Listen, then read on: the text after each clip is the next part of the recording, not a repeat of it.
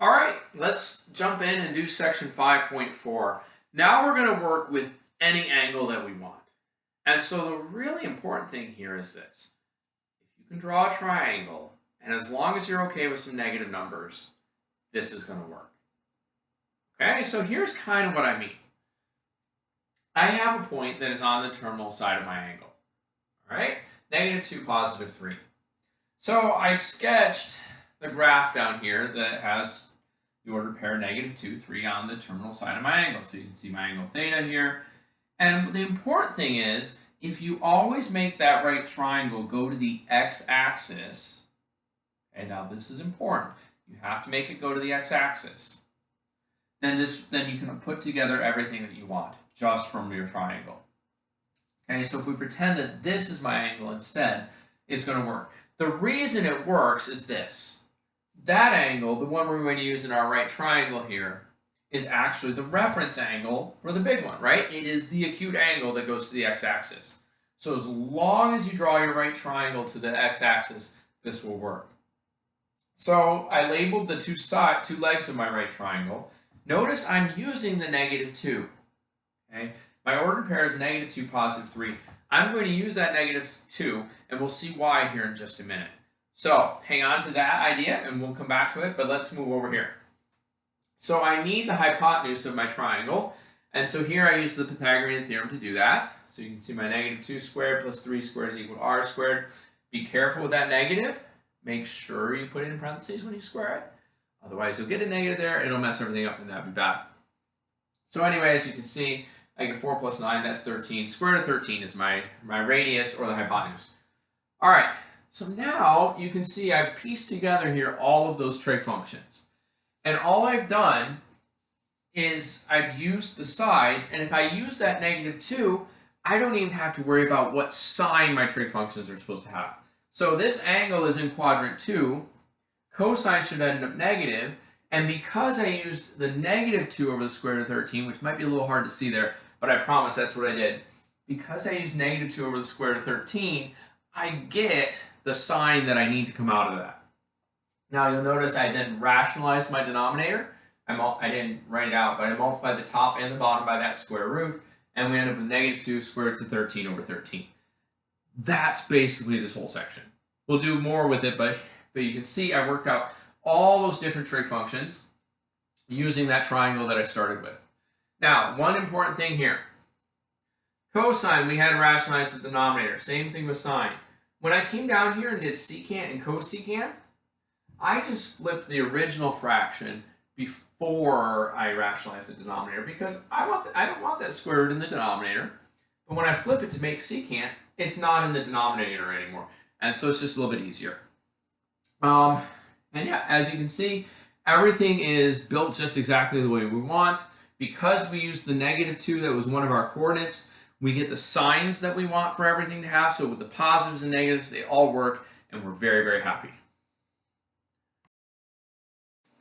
All right, so here we have another kind of sort of similar problem.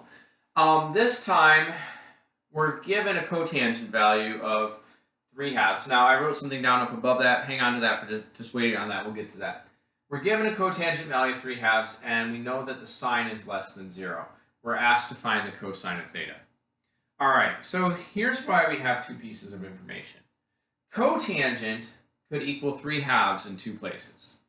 It can either happen in quadrant 1, where both x and y are positive, or it can happen in quadrant 3, where both x and y are negative, right? Because a negative divided by a negative is a positive.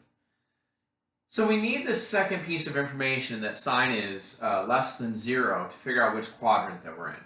We know that sine is always the y value, right, our y coordinate on the unit circle, and y values are negative on the bottom half of our graph.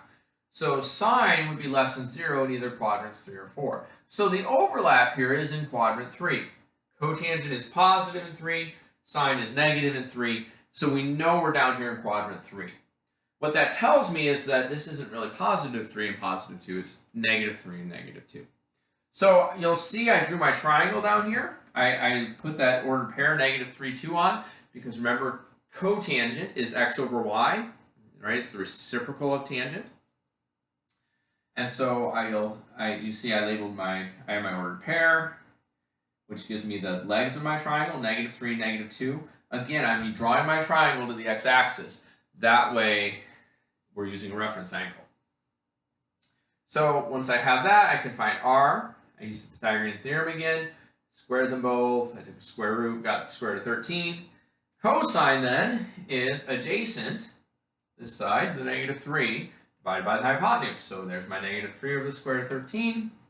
Multiply the top and the bottom by that square root of 13. That gets the radical out of the denominator, and we have a very nice looking answer for cosine. So we're going to be making triangles out of points. We're going to be making triangles out of these fractions, and that's really going to be an important part of what we do to try and make all of this work. So there you go. There's another example of how we can put this to work. All right, we're going to finish up with 2 more problems, one on this board, one on the next board. Now we want to use reference angles to try and find some exact values. So if you remember back in section 2, we talked about how in the first quadrant we had those special angles and we had exact values for everything that was happening there. All right, so I want to find the sine of 240 degrees. So the first thing I want to do is I want to know where is 240 degrees. So you'll see I sketched just a really quick little picture here. We have our graph. I know that in degrees, which is what we're working with, the left-hand side here is 180 degrees and the bottom is 270 degrees, which puts 240 somewhere in between.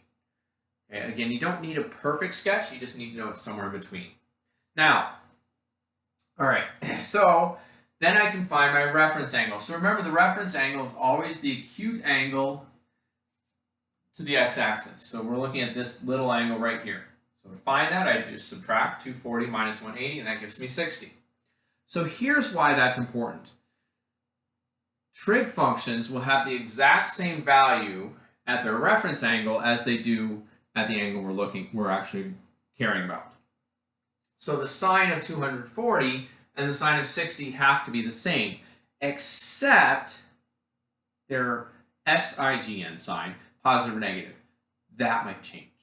So for the sine of 60, if you look back in section 2 and find that quarter circle with all those special angles on it, you'll find that the sine of 60 degrees is the square root of 3 over 2. But since we're in quadrant 3, right, we're down here, in quadrant 3 we know sine is negative. So the sine of 240 is just a negative square root of 3 over 2. So we figure out a couple of things here. We'll run through that real quick again. We figure out which quadrant we're in. Find the reference angle, we find the value of the trig function we want at that reference angle, and then we take and we just consider, is, in this case, sine positive or negative down where we actually have our angle. Since this one was negative, we just made it a negative square root of 3 over 2. Okay, and finally, I want to do basically the exact same problem we just did, except now I want to do one with radians instead. So let's find the tangent of 11 pi over 6. So I'm starting by drawing my graph again, and I know that for a lot of you, this is a lot harder in radians than it is in degrees. So here we go. I've got it sketched. I'm going around the circle. You'll notice I labeled 0, or if you go all the way around, it's 2 pi, pi over 2, pi, and 3 pi over 2. I'm really trying to figure out where this angle goes. But that's not quite good enough for me because my angle has a denominator of 6. I'm going to change everything to a denominator of 6. So 2 becomes 12 over 6. Right? Just multiply by 6 top and bottom to get 12 over 6. Pi over 2, if you multiply top and bottom by 3, gets you 3 pi over 6. Pi turns into 6 pi over 6, and 3 pi over 2, again multiplying top and bottom by 3, gets you 9 pi over 6. And so once we relabel those with denominators of 6's, we can see that 11 pi over 6 has to be in the fourth quadrant.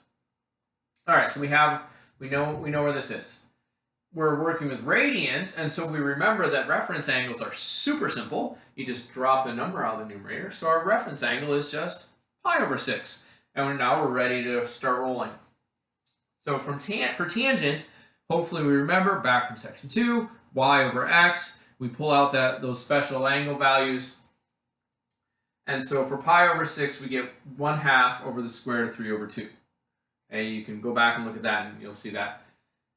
We're dividing fractions, so I turn it into multiplication. We have 1/2 times 2 times the square root of 3. Right, flipping that bottom fraction over. The 2's cancel and you get 1 over the square root of 3. But of course, we don't like the denominator to have the radical in it, so we multiply the top and the bottom by the square root of 3, which gives us the square root of 3 over 3. Which is all great, except that we are in the 4th quadrant, and in the 4th quadrant, tangent is negative. So the tangent of 11 pi over 6 has to be a negative square root of 3 over 3. There you go.